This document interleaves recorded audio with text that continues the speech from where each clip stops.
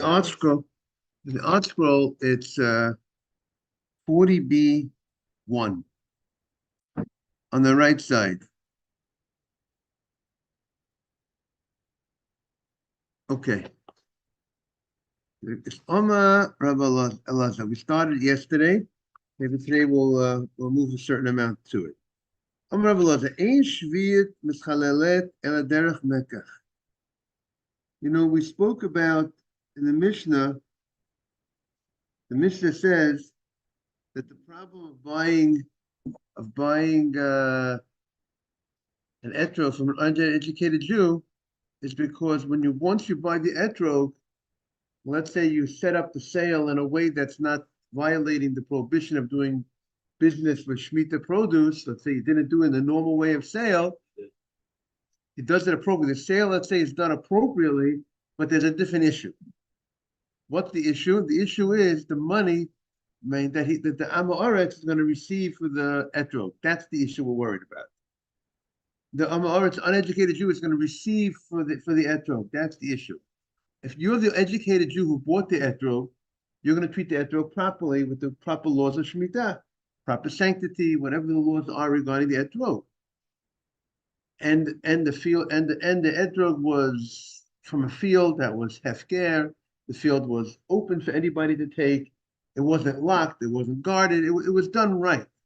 The etrog was done right. It's Shemitah produce, but it's not. But it's permitted Shemitah produce. But the problem is the uneducated Jew, when he receives the money for the etrog, he might put it in his bank account, in his savings account. He might take, which you're not allowed to do. He might take the money and buy a coat, which you can't do.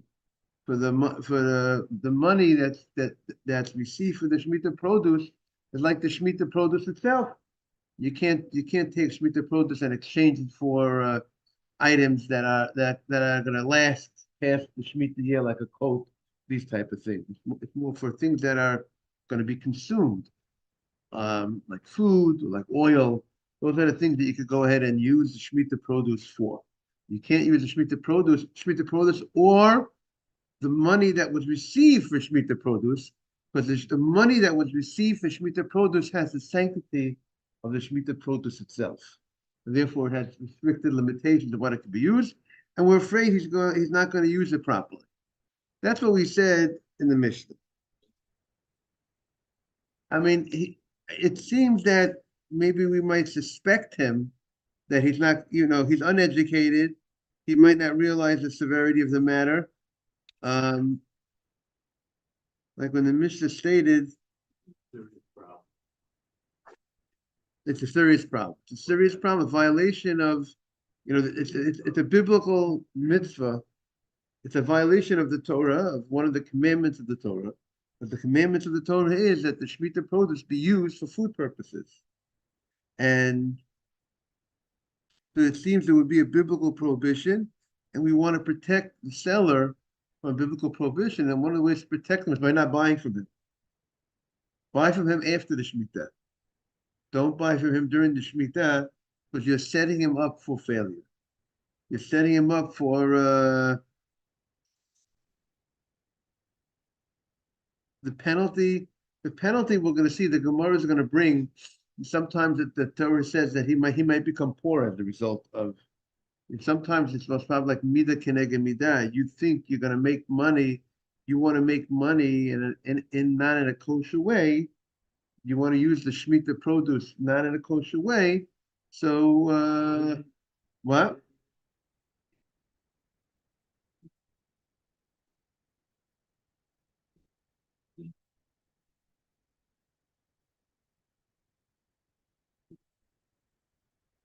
Right.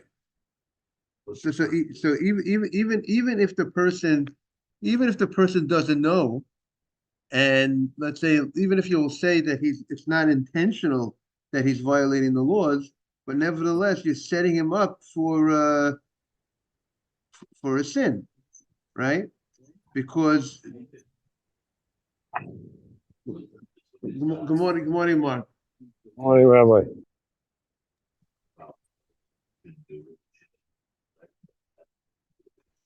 Right. So even if it's like a person doesn't know the law, and he's only going to realize the law after he does the sin, it's still a problem for me to set up the guy to do a sin.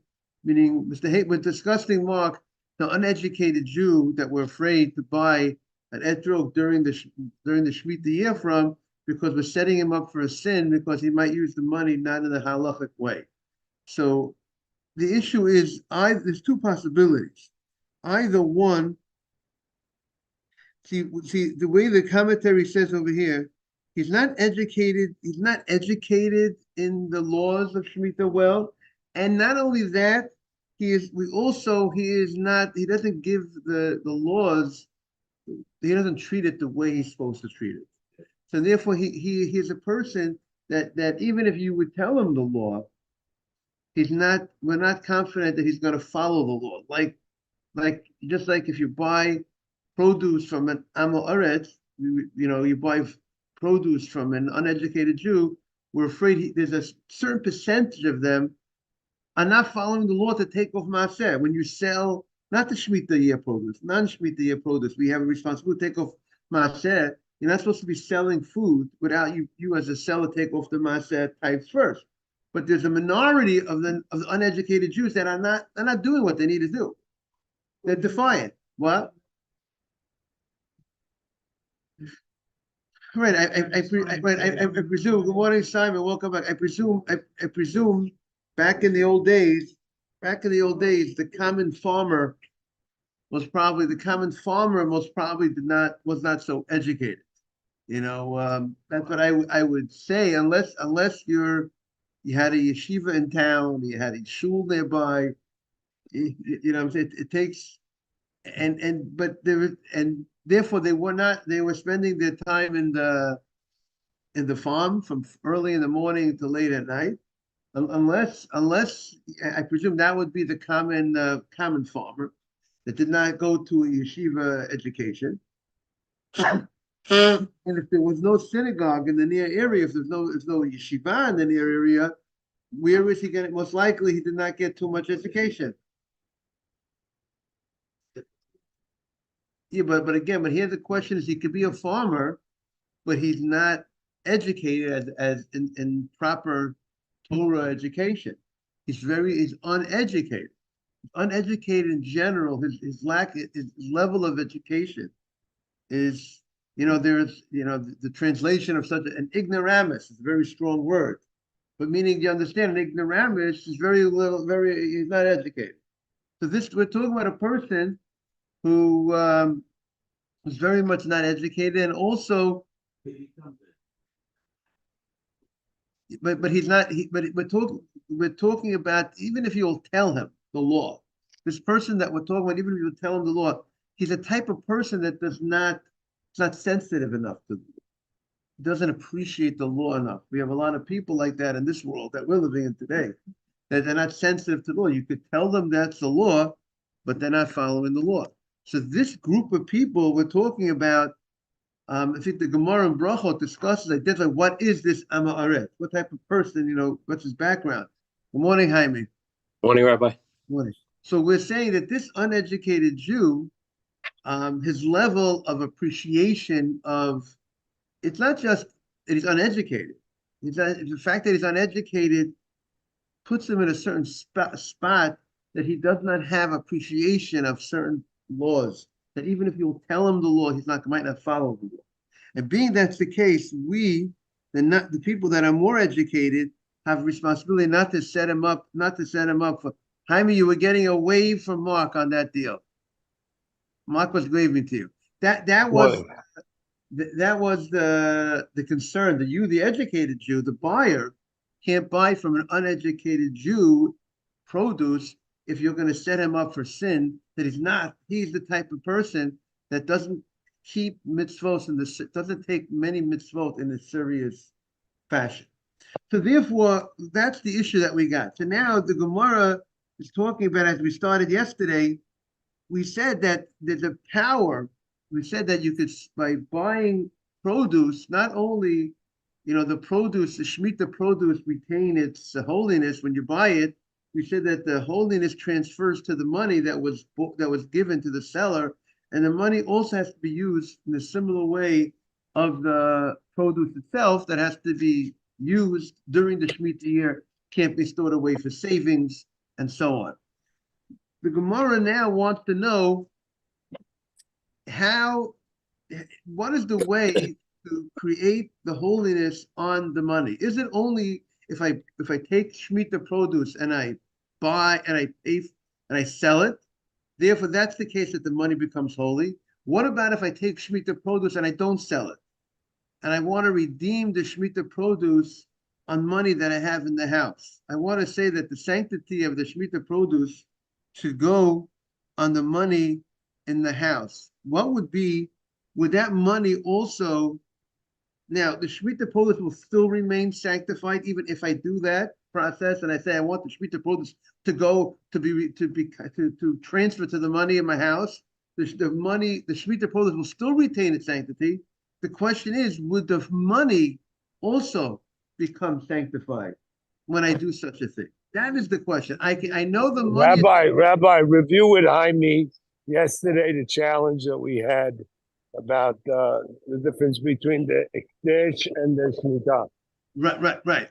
What Mark is saying is, we're going to review that 1 second. Ralph has a point. Yes, Ralph. So, money, put the produce on the money. If you put Keep the produce, what can you do with the produce? it's still subject to Shemitah. It's still subject to Shemitah restrictions. So you have to give it away. Oh, you have to use it up during the year, right? Yeah. In general, if someone goes, if I go ahead and I say this hand sanitizer that belonged to me, I want to consecrate it. I want to make it holy. I want to donate it to Hegdish. I want to donate it to the Beit HaMikdash, right? So if this would be my sanitizer, and if I would say that, then that sanitizer would become holy. I made holiness to the sanitizer.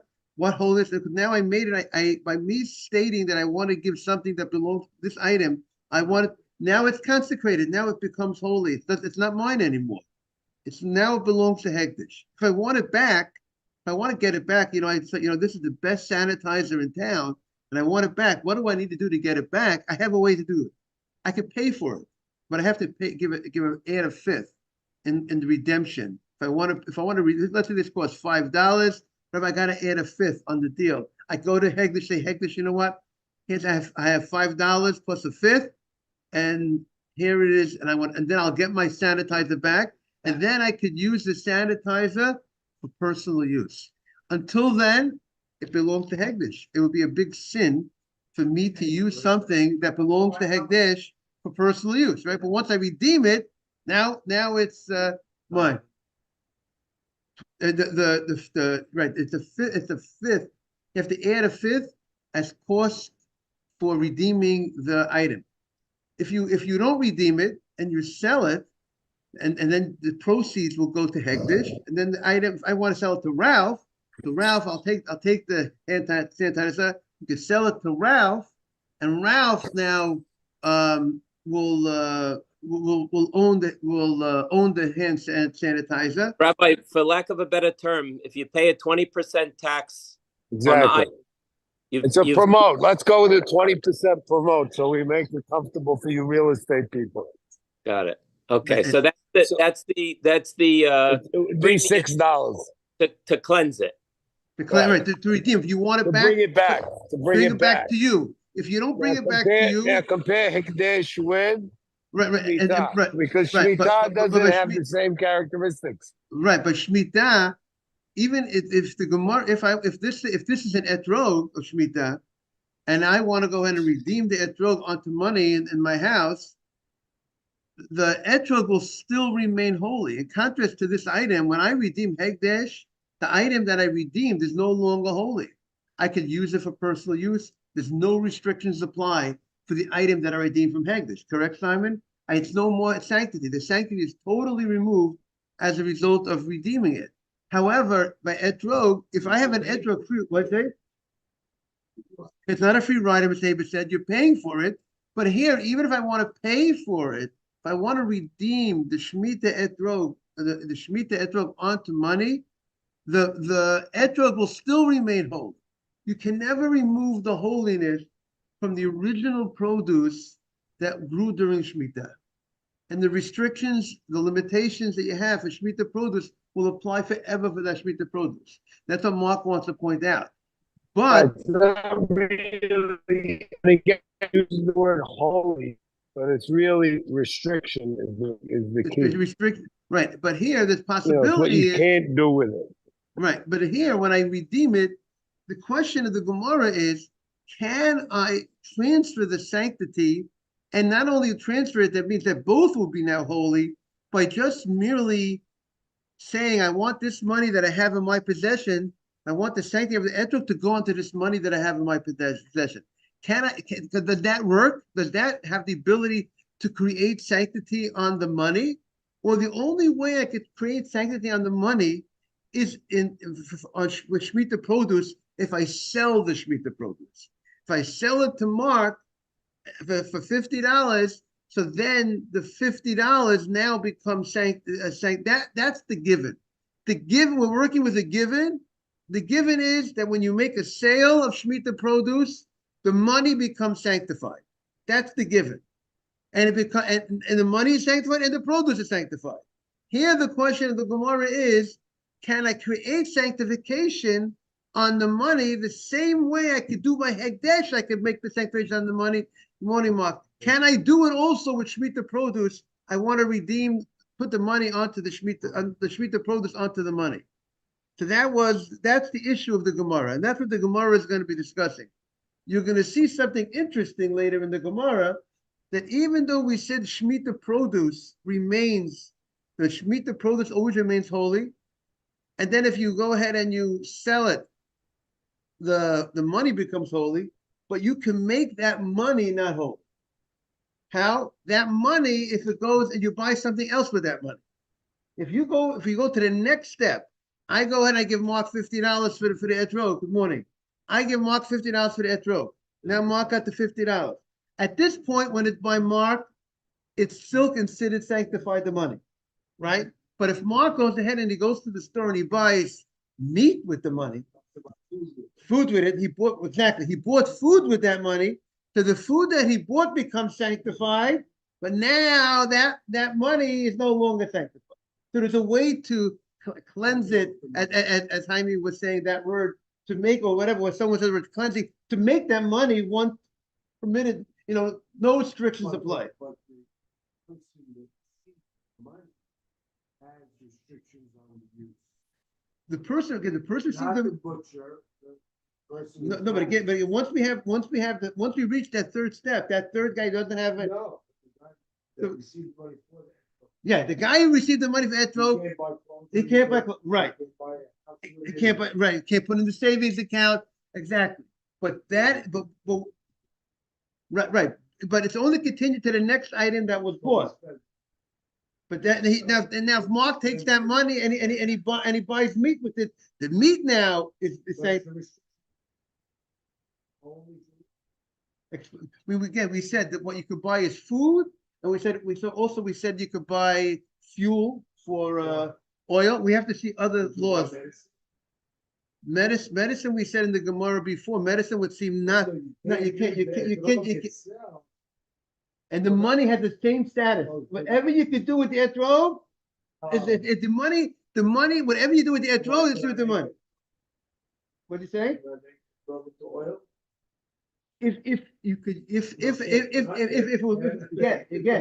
etrog would be possible to make into oil, you should. I don't know that etrog could be made into oil. It's oil.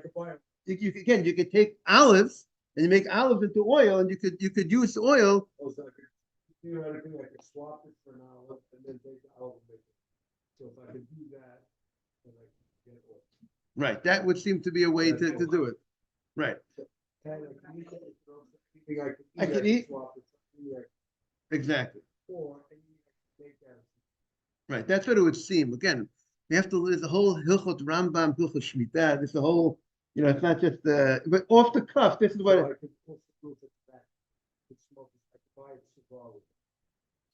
Because it's being consumed and the benefit happening at the same time. And the fact that it's produce, I could exchange it of tobacco's produce. The drugs produce. Olive oil is produce. Okay, that's what, similar to if you could buy oil, if make it for oil, what should be the difference? Then that's what we got the back oil, right? Yes, He's not supposed to pay for petrol. He puts the money. only because we were dealing with an uneducated Jew who's, and even though he's selling it in the permitted way that you could sell Shemitah produce, but he might not use, he's not afraid, not gonna use the money properly. That's the issue. Over here now, we gotta, you're paying $100 for just love me, gives me the extra free. Right. Can you use that money? Yes, the lulav money we're talking about, because we said the lulav was not produce of Shemitah. Exactly. The Gemara said there's no limit. He can do whatever he wants at $100 if it's buying the lulav for that $100. Uneducated seller. Educated seller. He can even technically pay for the etrog itself, because he's going to deal with the money properly. He knows how to deal with that money, so it's not going to be a problem as long as it's sold in the permitted way. Theoretically. Hey, Morning, Judah. Welcome back. Good to see you. Look who's here. Techiana Vikimani. Yes, you. There are a lot of uneducated farmers. Yeah, so today they work it out that the Bezdin, the Jewish court, deals with these issues, how to deal with it. Therefore, the etrog that you buy during the Shemitah year, the Shemitah produce, you got to make sure it has a special supervision that it was done right. That it's not that they kept, first of all, they treated the etrog properly. It wasn't guarded, it wasn't fenced. The field was the laws that it wasn't violated Shemitah, and actually how they're selling it to you is they're selling it to you in a proper way. The Bezdin gets involved, the court gets involved, however they're doing it in a proper fashion. So comes the Gemara. We are now on, look at his, you do the, we are on 40B1.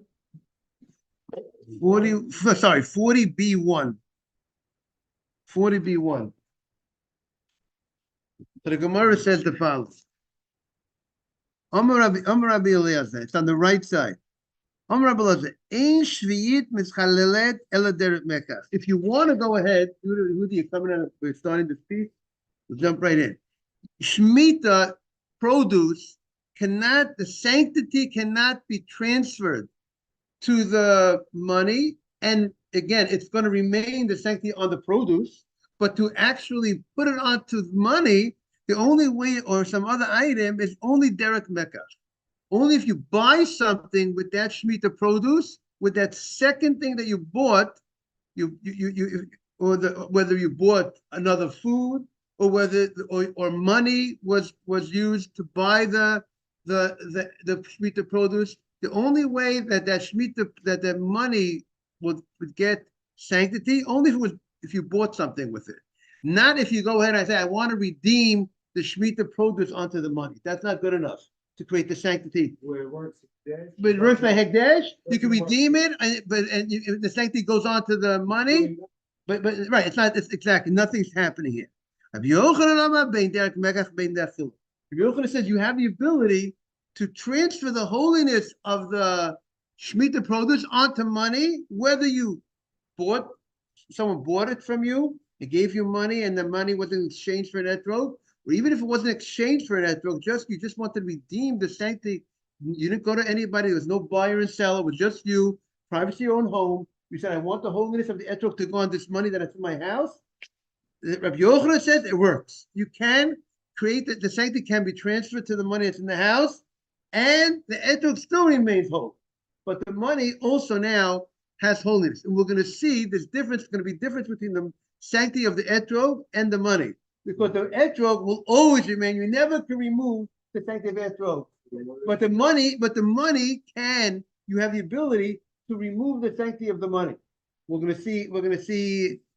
Now, Mark had a question yesterday. So what's he doing this for?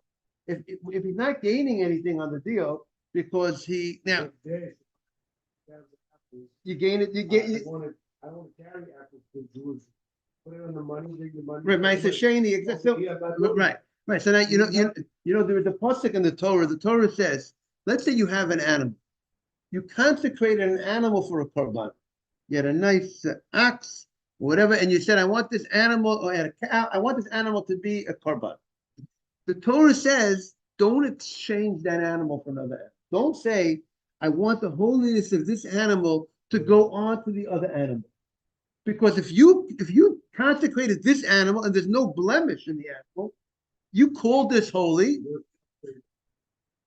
Torah says, even if you want to upgrade, the Torah deals with Mark's point, even if you want to exchange it, a bad one for a good one, don't do it.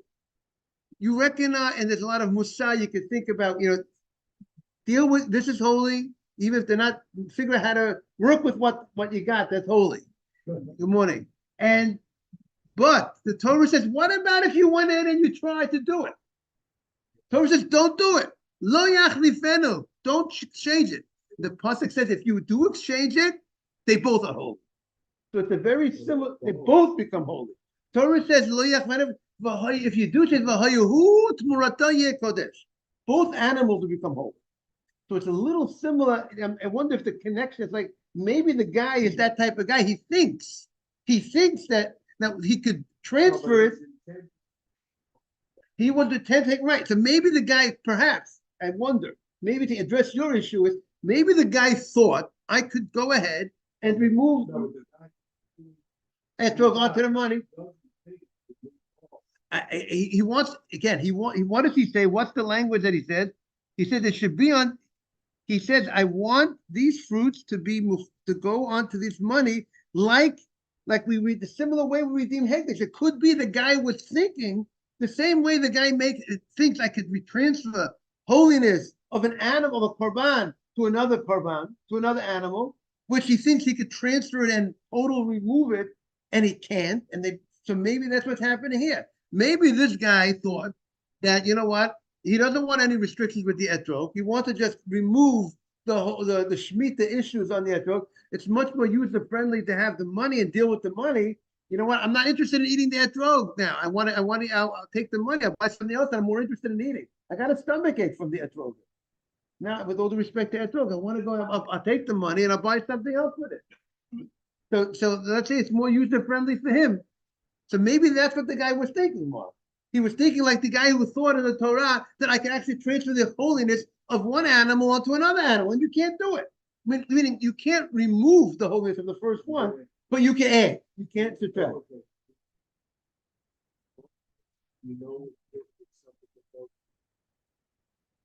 That's my question, because if the guy in the Succah knows what he's doing, and the guy with the animal knows what he's doing, he knows he can't take it or pop it off the saddle, put it on the other. He thought he could.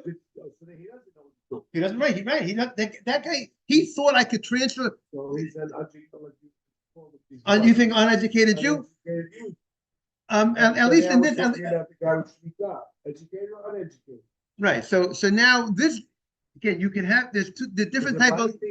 Adding. You said before, I love having more holy things. I want to add money. Right. I want to add money. Right. That's one possibility. Or the other possibility is the guy thinks I could pop it off. He's not going to use it. Meaning he's like the animal guy. But if he wants to add. Right. If he wants to add, he's not like, but this guy, he wants to, let's say he thinks he can pop off the holiness of the etrog onto the money. And that's what he thinks he could do. Okay. And the animal guy also thinks he could pop off the animal, the money, into another animal. And we say, and that's the question, can you pop off and he's not going to be able to ever pop it off. The holiness will remain. But when he went ahead and he did it, he went ahead and said, I want this after the fact. That's the question. After the fact, the guy went ahead and he says, I want this etrog produce to go onto this money. You hear that, Ariel? He went, what? That's Rabbi Yochanan. He could do it, and the money will become holy, and the etrog will also retain its holiness. Doesn't come off. So that's what the Gemara says. Rabbi Eliezer. So first, Rabbi Eliezer says the only way to do it. Morning, Jaime. Good to see you. Rabbi Eliezer says the only way I could do it is only if through a sale. The only way the holiness will be transferred is only if I sell the etrog produce. Then the seller has the money that the seller receives will become holy. Rabbi Yochanan says whether you bought something with it, or even as Mr. Haber said, you redeemed it, you took the Shemitah produce. I want the sanctity of the Shemitah produce to be on this money. The money will now become holy, and it has all the restrictions that apply to the fruit. I can only buy food with it, oil with it, limited use. You understand? Now, comes my time, Rabbi Elazar. What's the reason for Rabbi Elazar? What's the reason for this argument? Where is everyone basing their halacha? Every halacha has to have a source. What's the source? I see Mr. David shaking his head, but he always likes the law, source, and reason. Comes the Gemara. Bishnat hayovel azot. The Torah says also by Yovel and Shemitah have similar laws. You can't work the field. You have to leave the field empty, and so on and so forth. Bishnat hayovel azot. V'samach lei, when it talks about Yovel, it connects it to the chisimkru mimkar. When it talks about the Yovel, it connects it. If somebody sells, what's the language of the pasuk? Someone sells to you, you're selling something to your friend. So when it talks about Yovel, it's connected to sale. So derek mekach v'lo derech chilul. The connection, the juxtaposition of these two ideas of sale and Yovel is teaching us that the way Yovel is the 50th year, the Jubilee year. You count 7 Shemitahs, and in the 50th year, all the slaves go free in Yovel. The Jewish slaves go free in Yovel, and also the land can't be used in Yovel. You can't plant. You can't do the sowing of the land, just like you can't do that the Shemitah. You can't do that in the Yovel. So and the Torah connects sale to Yovel. So that means that he understands. It's teaching you derek mekach lo derech chilul. So the Torah is telling you that the way of holy, that it has holiness to the money, is only if it's derech mekach. The fact that Torah connects it to sale that's the only way you could do it. You can't create holiness on the money unless it's done through a sale. I bought the Shemitah. What? But the idea of redeeming on money, according to Rabbi Elazar, doesn't work. He understands from that the Torah is pointing out this point that it has to be only through a sale can you sanctify the money. Rabbi Yochanan, my timer. Rabbi Yochanan says, what's his reason? The ksiv ki yovel hi kodesh. He used the word of similar to hegdesh by Yovel. When it refers to Yovel, the year of Yovel, it uses a very popular word called kodesh. Kodesh. We know how it works by hegdesh. You could do it either through sale or you could do it through redemption. You can make the holiness transfer to the money. Kodesh,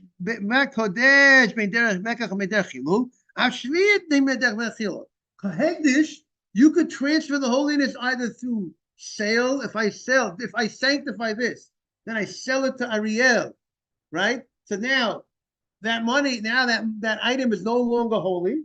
The money now becomes holy. Or I could redeem this onto money. So the same way Hegdish can work both ways. So it's comparing it to Hegdish. So too, the produce of Shemitah has the same allowance. I could transfer the holiness, and again, the fruit remains holy onto money, just like I could redeem it onto money. Rabbi Yochanan, so the Gemara says, Rabbi Yochanan said you could do it. Rabbi Yochanan said you could do it. And we're gonna have it, and you could take the etrog and say I want to redeem it onto money. The money becomes holy, and the etrog still remains holy. Now, Rabbi Yochanan, so the Gemara says, what do you, Rabbi Yochanan? We're going to get a beautiful Gemara coming up right now. So everyone, stay tuned. This is a very beautiful Gemara, but it's sad, but it's beautiful. Rabbi Yochanan, what does he do with Chisimkru? What's the pasuk? How does he?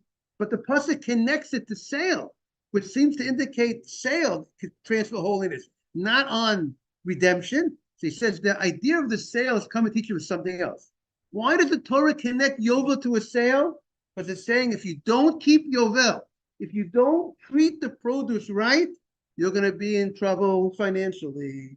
You're going to have to go sell some. You're going to sell some property. You're going to sell some movables. You're going to sell all different types of things. You might even have to sell your daughter. What?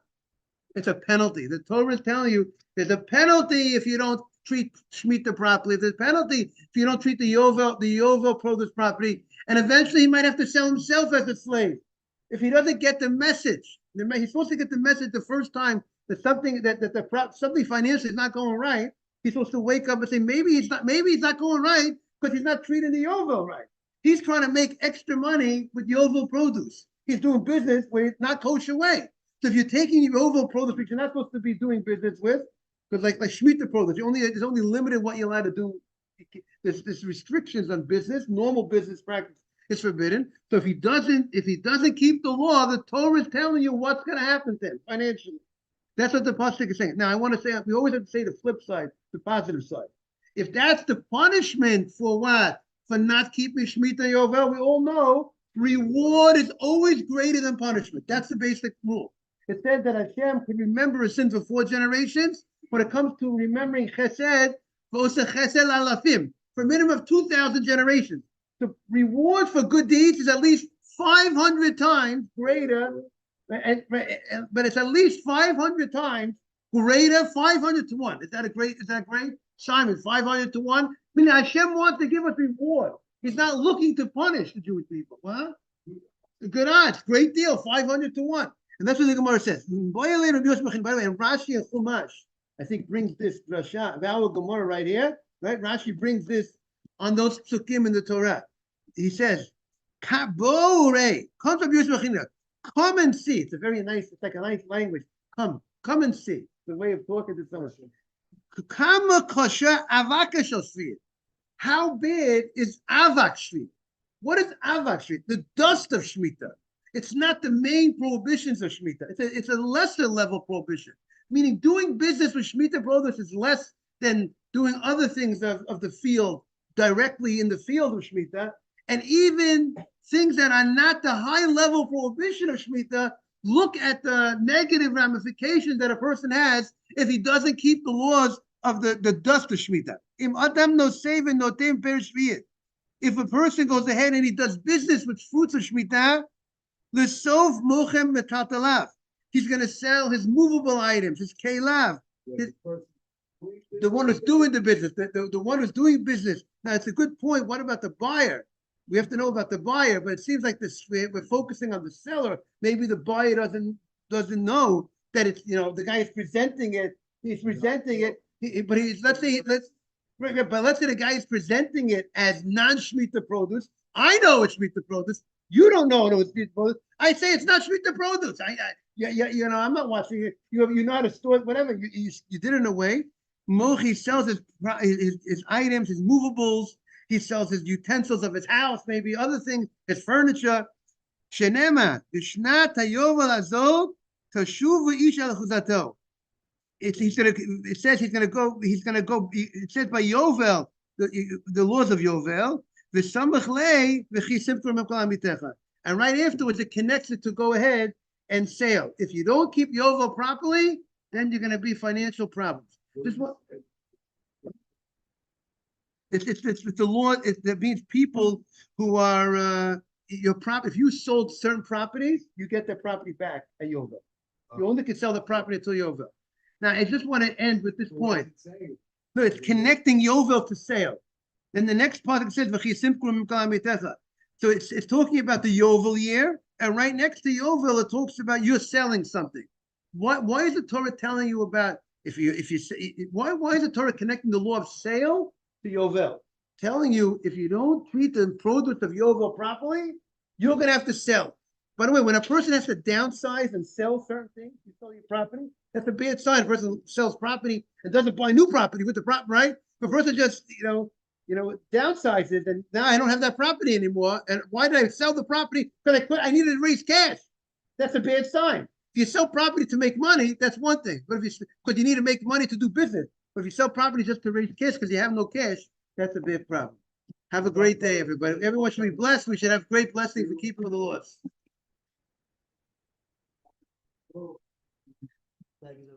Yeah, thank you Yehuda. Thank you so much. And welcome back, Yehuda.